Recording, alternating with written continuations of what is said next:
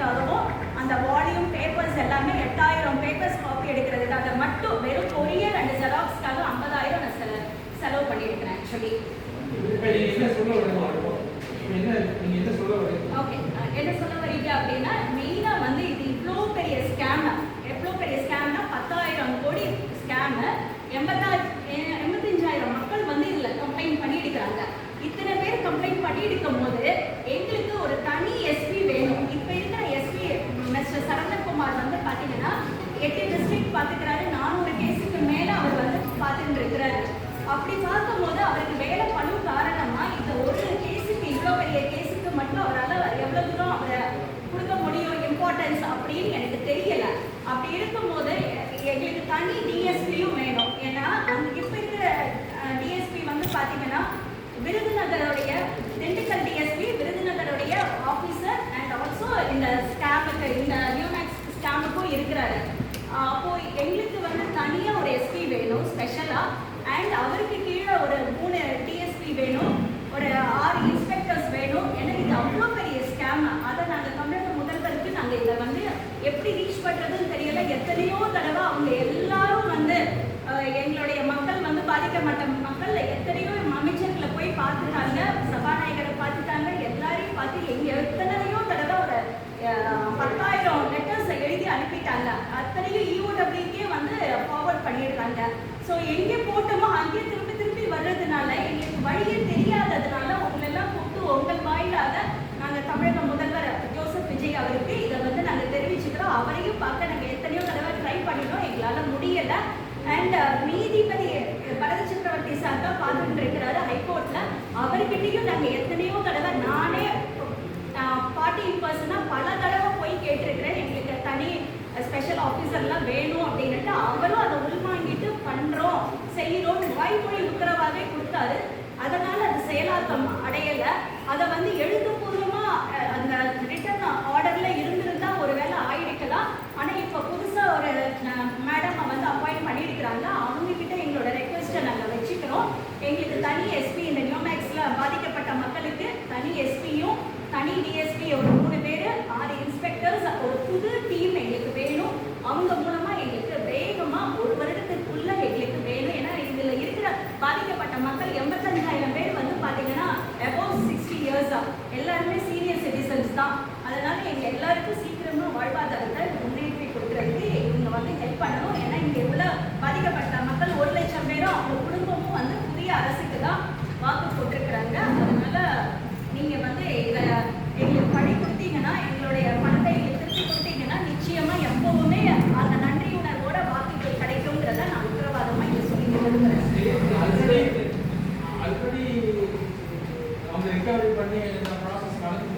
அது ஏழைகள் பண்ணிட்டே இருக்கிறாங்க. ஆனால் 8,000 கோடி 10,000 கோடிங்கும் போது 2 கோடிக்கு தான் அது பணமாக வந்திருக்குது. இடம் சிலர் சொல்கிறாங்க பணம் கிடைச்சாதான் இடம் வந்து கொடுக்க முடியும். இப்படியும் அப்படியும் அப்படியும் இப்படியுமா மேலிங்கிலையும் போயிட்டே இருக்குது. எக்ஸிக்யூட் பண்ண முடியாமல் 2 கோடி மொத்தமே 2 கோடிக்கு தான். ஆமாம் ஆமாம், ப்ராப்பர்ட்டிஸை எல்லாரும் அட்டாச்மெண்ட் கொடுக்குறாங்க, பண்ணுறாங்க, செஞ்சுட்டு இருக்கிறாங்க. ப்ராசஸ் போயிட்டே இருக்குது 2 வருஷமாக, கடந்த 2 வருஷமாக. அது அமௌண்ட் வந்தால் தான் நிச்சயம், எதுவுமே வந்தால் தானே நம்ம சொல்ல முடியும். அவுட் ஆஃப் செட்டில்மெண்ட் பற்றி எனக்கு தெரியாது. ப்ராப்பராக செட்டில்மெண்ட் எங்களுக்கு வரல. நான் 3 வருஷமாக போராடிட்டு இருக்கேன். நான் எல்லா விதத்துலையும் போராடிட்டு இருக்கேன். நான் எந்த சங்கத்திலையும் சேர்ந்தவன் கிடையாது. நான் ஒரு பாதிக்கப்பட்ட ஒரு தனி பெண்மணி.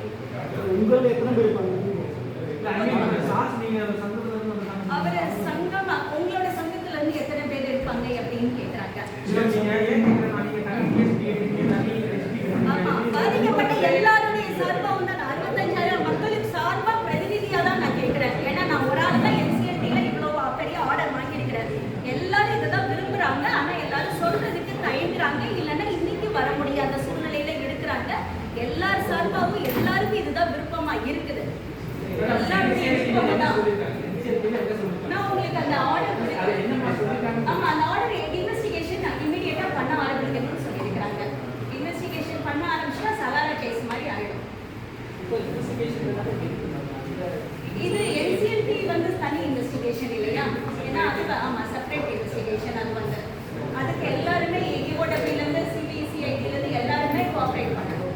இந்த கேஸை விரைவுபடுத்தணும் தான் சொல்லியிருந்தாங்க சார். மற்றவங்க எதனா பாயிண்ட் சொல்லி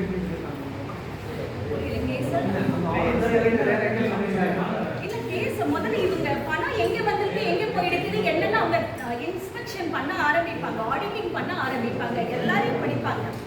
எப்படி நான் பணம் என் கம்பெனிக்கு தானே கொடுத்தேன், நான் வந்து தனி நபருக்கு கொடுக்கல, அது கம்பெனிக்குள்ள கொண்டு வரணும், அந்த கம்பெனியில கணக்கு வழக்கு காட்டணும் இல்லையா?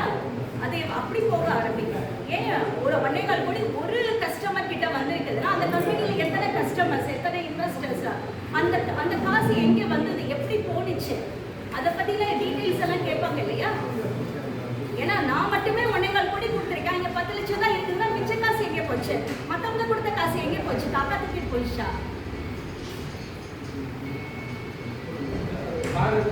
நீங்க எதாவது சொல்ல விரும்புறீங்களா?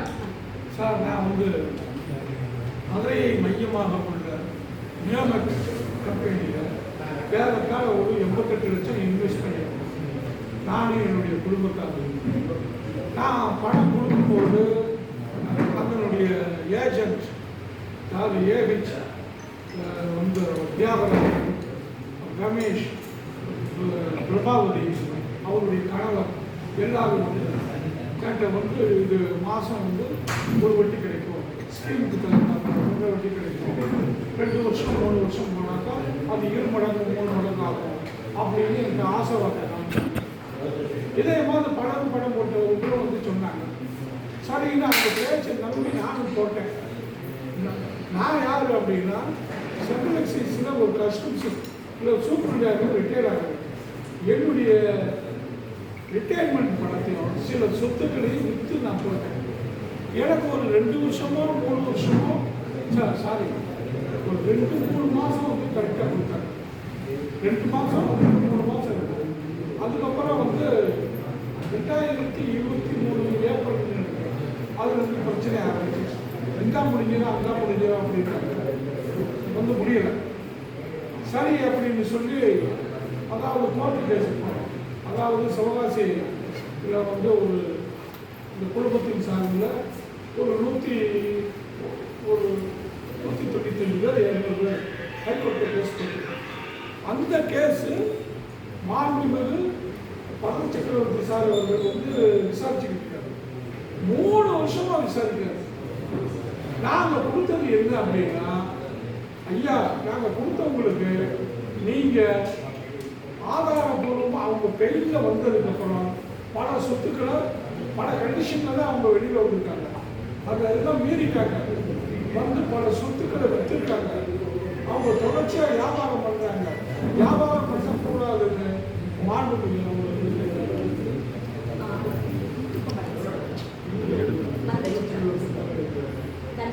தண்டவாணி சார் வந்து உத்தரவு கொடுத்துருக்காரு. அவர் வந்து ஒரு ட்ரைனிங் பண்ணி ஒரு 1 வருஷத்துக்குள்ளே எல்லாத்தையும் முடிச்சு ஏழை கொண்டு கையில் பணத்தை கொடுக்குறதுன்னு சொல்லியிருக்காரு. ஆனால் அந்த உத்தரவு எதுவுமே செயல்படுத்த முடியாது. நாங்கள் கொடுத்தது என்ன, ஆதாரபூர்வமாக இவர்கள் வெளியில் வியாபாரம் செய்கிறாங்க, வந்து சாட்சிகளை மறுக்கிறாங்க, கலைக்கிறாங்க, ஆகையினால வந்து கையில் கேன்சல் பண்ணுங்க, அப்படி இல்லை அப்படின்னா எங்கள் பணத்தை திருப்பி கொடுக்குறாரு. அவங்க சொன்ன மாதிரி பணத்தை கொடுக்குறாரு. நாங்கள் இடமே கேட்கல, நாங்கள் இடத்துக்காக போடலை. நாங்கள் இடம் வேணும்னா நாங்கள் பக்கத்து இதுவே வாங்கியிருக்கோம், எங்களுக்கு இடம் தேவையில்லை, பணம் தான் தர்றதா அவங்க சொன்னாங்க. அதனால் பணம் போட்டோம். ஆனால் 3 வருடமாக இந்த கேஸில் மாண்புமிகு பரத சக்கரவர்த்தி சார் அவர்கள் இழுத்துக்கிட்டு தான் போகிறாங்க. பல சொத்துக்கள் வந்து 6,000 கூட அங்கே 2-3,000 கோடிக்கு வந்துருக்குன்னா ரொக்கம் வந்தது 2 கோடி தான்.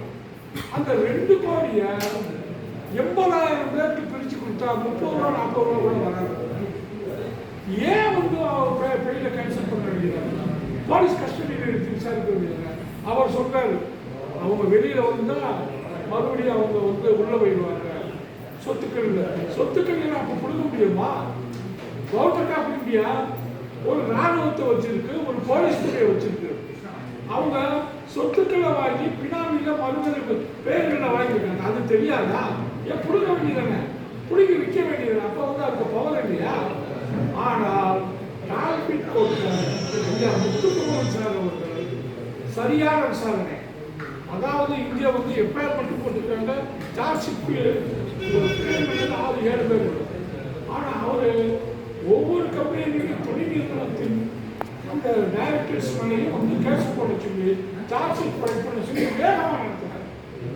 எங்களுக்கு நீதி கிடைச்சிருக்கிற ஒரு நம்பிக்கை இருந்தது. ஆனால் நான் மீது பரத சக்கரவர்த்தி சார் அவர்கள் வந்து அதையும் 15 நாள் தடை பண்ணிட்டார். அந்த தடையை வந்து எக்ஸ்டெண்ட் பண்ணிட்டே போனான். அப்போ பாதிக்கப்பட்ட எங்களுக்கு அவர்தான் எங்களுக்கு வந்து பார்த்து நீதி தருவாரு, நம்பிக்கை தருவாரு. இந்த இந்திய அரசின் மீதும் தமிழக அரசின் மீதும் நம்பிக்கை வைத்து நாம் வாழலாம். அதாவது இந்த பிரச்சனையினால கண்ணீரும் கம்பளையுமாகி நோய் நொடியில் செத்தவங்க 40 பேர். ஏன் நானே வந்து அதுதான் ரொம்ப பாதிச்சிருக்கேன். மனநிலை பாதிச்சிருக்கேன், உடல்நிலை பாதிச்சிருக்கேன்.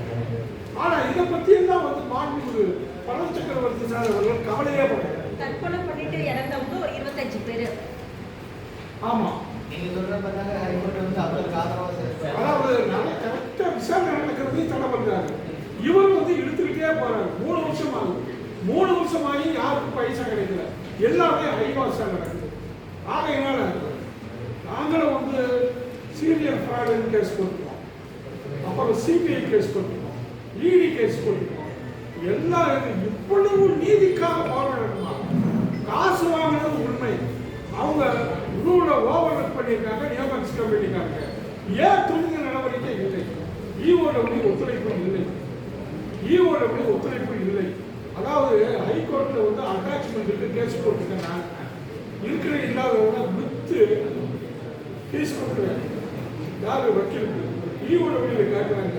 ஈஓடு அது ஹைகோர்ட்டை பெர்மிஷன் ஆகி ஈஓடபிள்யூ போயிடுச்சு. அப்போ ஈஓடபிள்யூ டிஎஸ்பி இமானுவேல் கூப்பிட்டு அனுப்புறாரு. போறாரு. உங்களுக்கு தான் ஹைகோர்ட் விசாரணை நடக்குது, இதெல்லாம் எதுக்குறாரு சார்? ஹைகோர்ட் விசாரணை தாமதமாக நடக்குது. அது எப்போ சார் புரியல? நீங்கள் வந்து அந்த லிஸ்ட் பண்ணி சொல்லிட்டு அட்டாச்மெண்ட் பண்ணுங்க. வைத்திய காலேஜில் பண்ணீங்களா? அந்த கேட்டரிங் ஸ்கூலில் பண்ணீங்களா? அந்த கங்கா ஹாஸ்பிட்டலில் பண்ணீங்களா? இப்படி எத்தனையோ சொத்துக்கள் இருக்கு. ஆனால் நீங்கள் செய்யலை. கொஞ்சம் தான் பண்ணியிருக்கீங்க. நீங்கள் பண்ணலைன்னு சொன்னால் நான் வந்து ஹைகோர்ட் ஆர்டர் வாங்கி உங்களுக்கு பண்ணுறேன். இது ஏற்கனவே பண்ணியாச்சா? அப்போ நீங்கள் ஹைகோர்ட்டுக்கு எழுதிருக்கீங்க. அப்போ நான் ஆர்டர் வாங்குறது தப்பா? நீங்கள் ஹைகோர்ட்டுக்கு எழுதிருக்கீங்க. நீங்கள் வந்து நியமக்ஸ் ஏஜென்ட் பார்த்து பேசுறீங்க தவிர கவர்மெண்ட் ஆஃபீஸர் பேசுறீங்க, வாயை கொடுத்துக்கிறேன். இப்படி பச்சையாக வந்து நியமக்ஸ் கம்பெனிக்கே அவங்க சப்போர்ட் பண்ணுறாங்க. போராடுறது நாங்களுக்கு நீதி கிடைக்கலன்னு சொல்லி சிஎம் அனுப்புகிறோம். சிஎம் வந்து இங்கே ஃபார்வர்ட் ஆகி வந்து இந்த தண்ணீர் கதை அங்கே வந்த உடனே என்ன நாங்கள் விசாரணை நடத்தணும்ல, உங்களுக்கு கிடைச்சிரும்ல, நீங்கள் எதுக்கு இதெல்லாம் போடுறீங்க? நாங்கள் சரியாக விசாரணை பண்ணுறது எழுதி கொடுங்க. காக்கி சட்டை போட்டவங்க பாரம் அரட்டை அவன் எழுதி தர மாட்டானே இல்லையா? இதேதான் 3 வருஷமாவும் நடக்குது. பழைய அரசும் அதே தான் திரும்ப ஈஓடபிள்யூக்கு அனுப்புறது. நாங்கள் முதல்வருக்கு அனுப்புறோம், அமைச்சர்களுக்கு அனுப்புறோம், அவங்க வந்து ஈஓடபிள்யூக்கு அனுப்புறாங்க. இதே தான் இப்பவும் கண்டினியூ ஆகுது. உங்க பேர் சார்? என் பேர் ரோஷன் கான். என்ன இனிஷியல் ஐயா? இனிஷியல் ரோஷன் கான். AHAN. அப்ப ஒரு நாட்டில் வாழணும் அப்படின்னா நீதி கரெக்டா இருக்கணும், பாதுகாப்பு சரியா இருக்கணும். ஈவோடபிள்யூ எதுக்காக ஆரம்பிச்சது? பொருளாதார குற்றவியல். ஏன் அதுக்கு முன்னாடி என்ன? போலீஸ் வந்து அவங்க வந்து குற்றவாளிகள் கிரைம் வச்சு இதுதான் இருக்கும். ஆனா இது எதுக்காக ஆரம்பிச்சது? பொருளாதார குற்றவியல்ல பிடிக்கிறதுக்காக. ஆனா இவங்க அந்த பொருளாதார குற்றம் புரிஞ்சவங்களுக்கு துணையா இருக்காங்க. சம்பளம் வாங்குறது அரசுங்க. ஆனா இவங்க துணையாக இருப்பது குற்றவாளிகள். அப்ப எப்படி நமக்கு நீதி கிடைக்கும்? அப்ப ஏன் இவங்களுக்கு வந்து பெர்மிஷன் கொடுக்காங்க? இவங்களுக்கு வந்து ஏன் வந்து பெர்மிஷன் கொடுக்காங்க? அதாவது ஃபினான்ஸ் ஆக்ட், இந்த ஆக்ட், அது என்று சொல்லி வாங்குறாங்க. வாங்கினா அப்ப தடை பண்ணி இருக்கணும். தடை பண்ணி இருந்தா அந்த கம்பெனி ஓடி இருக்காது. தவறான கம்பெனிக்கு விளம்பரம் கொடுத்துருக்கணும். ஏன் இவங்க செய்யலை? பொதுமக்களுக்கு வாங்கினதுக்கு அப்புறம் கம்ப்ளைண்ட் வந்தால் இவங்க விசாரிச்சு அதை வாங்கி கொடுக்க வேண்டியது இவங்க கடமை. ஆனால் இவங்க கடமை தவறிட்டாங்க. அந்த கார்த்திகளும் அவங்களுக்கு துணையாக போகுது, கோர்ட்டுகளும் அவங்களுக்கு துணையாக போகுது. அப்ப அப்ப எப்படி எங்களுக்கு நீதி கிடைக்கும்? கண்ணீர் நம்முடையமா நோய் வாய்ப்பிற்கு நாங்கள் வந்து நொந்துதான் சாக முடியுமே தவிர வேற எதுவும் செய்ய முடியாது.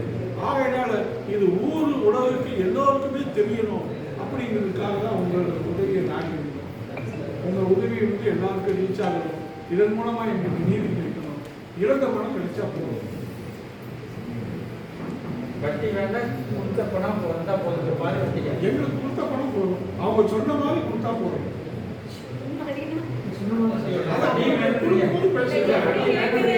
அந்த டைம் எப்படி இருக்குதோ, ஏன்னா இப்ப சவராலெல்லாம் 18% வட்டி கொடுத்தாங்க. முதல்ல கொடுக்க சொல்லுங்க. வட்டி வந்து ஒரு பேசிக் அட்லீஸ்ட் ஒரு கவர்மெண்ட் பேங்கோட வட்டியாவது எங்களுக்கு கிடைக்கணும்ல. ஏன்னா நான்லாம் வந்து லோனே வந்து பாத்தீங்கன்னா 1.25 கோடி லோன் வச்சுட்டு இருக்கேன். அதுக்கு நான் வட்டி கட்டிட்டு தானே இருக்குது. நான் கோல்டு லோன் வச்சிருக்கிறோம், ஹோம் லோன் வச்சிருக்கிறோம், எல்லா லோனும் வச்சுதான் நாங்க பண்ணிருக்கிறோம். சார் அந்த கோர்ட்ல என்ன சொல்றாங்க, அவன்கிட்ட வந்து சொத்துக்களை வாங்கி வித்து தர்றதா.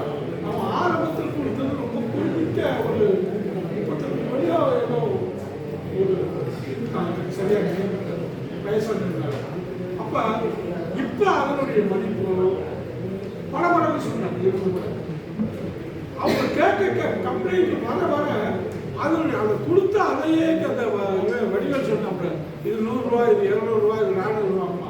அதே மாதிரி தான் வந்து கோர்ட்டில் அவங்க சொல்லிட்டாங்க. ஆனால் அப்படியே வந்து கோர்ட் ஏற்றுக்கு ஆண்டுக்கு பணம் சிக்கல் வந்து சார் அதை ஏற்றுக்கிறார். அதே சமயத்தில் அவனுடைய நியாயப்படியே வச்சுக்குவோம். அப்ப நாங்க கொடுத்த பணம் எவ்வளவு, அப்ப அவங்களுக்கு சொத்து மதிப்பு ஏறும்போது நாங்க கொடுத்த பணத்தினுடைய மதிப்பு ஏறணுமா வேண்டாமா, அதை வந்து ஹைகோர்ட்டை நிர்ணயம் பண்ணணுமா? அப்ப புழு பூச்சிகளை விட கேவலமாக வந்து இந்த இன்வெஸ்டர்களுக்கு பார்க்கிறாங்களே தவிர தீர்வு அளிக்கணும். கண்ணீர் நம்படையமா இருக்காங்க. நிறைய பேர் நோயில் செத்துக்கிட்டு இருக்காங்க. சாப்பாடு இல்லாமல் செத்துக்கிட்டு இருக்காங்க. சாப்பாடு வாங்க முடியாமல் செத்துக்கிட்டு இருக்காங்க. குடும்பத்தில் பல பிரச்சனை. நீ பணம் தேட, நீ வந்து குடும்பத்தில் உனக்கு சோறு கிடையாது, நீ நியமிச்சிட்டம் பண்ணிக்காங்க. எத்தனை முடிவுகள் செத்துக்கிட்டு இருக்காங்க. அந்த கண்ணீரின் நம்பளையும் அவங்களை எட்டலையா? ஏன் வந்து ஒரு ஜட்ஜி வந்து பேப்பர் பிடிக்க மாட்டாரா? உலக வேணுமா அவருக்கு தெரியாதா? நியமனம் தான் வேத வாக்கா? எல்லாருமே வந்து எங்களுக்கு பணம் தான் கம்ப்ளைண்ட் பண்ணியிருக்காங்க, எழுதி கொடுத்துருக்காங்க. ஏன் அதை வந்து கணக்கில் எடுத்துக்கீங்க? அவன் வந்து முதல்ல வந்து கொடுக்க வேண்டியதை கொடுத்துட்டு ஒரு 2 மாதத்துக்கு அப்புறம் சர்டிஃபிகேட் தரும்போது அந்த சர்டிஃபிகேட்டில் வந்து லேண்ட் வராங்க. என்னையா இப்படி போட்டிருக்க அப்படின்னா, அது இல்லை சும்மா தான், உங்களுக்கு கரெக்டாக வட்டி வந்துடும், வட்டி வந்துடும், நீங்கள் இதை பற்றி கவலைப்படாதீங்க அப்படின்னாங்க. ஆனால் பொதுமக்கள் சொல்கிற அந்த கம்ப்ளைண்ட்டை வந்து கோர்ட் விசாரிக்காதா, ஈவோட விசாரிக்காதா? என்னதான் நடக்குது? அப்போ நம்ம வந்து ஒரு மனிதனாகவே நினைக்கிறேன். உங்க அசோசியேஷன் பேர் என்னங்க? உங்க அசோசியேஷன் பேர் சார் சாத்தூர் நியோமேக்ஸ் முதலீட்டாளர். சாத்தூரா? சாத்தூர் முதலீட்டு நியோமேக்ஸ் முதலீட்டாளர். ஆக்சுவலி இப்போ நான் ஒரு எக்ஸாம்பிளுக்கு சொல்றேன். நீங்க அதே வந்து ஒரு மாற்றம் இருக்கு. Neomax south side investor association, Neomax south side investors அது அசோசியேஷன். இந்த யூடியூப் பேர் நம்ம யூடியூப் மக்கள் மக்கள் குரல்னு ஒரு யூடியூப் இருக்கு சார். மக்கள் குரல். நீங்க மேடம், நீ அந்த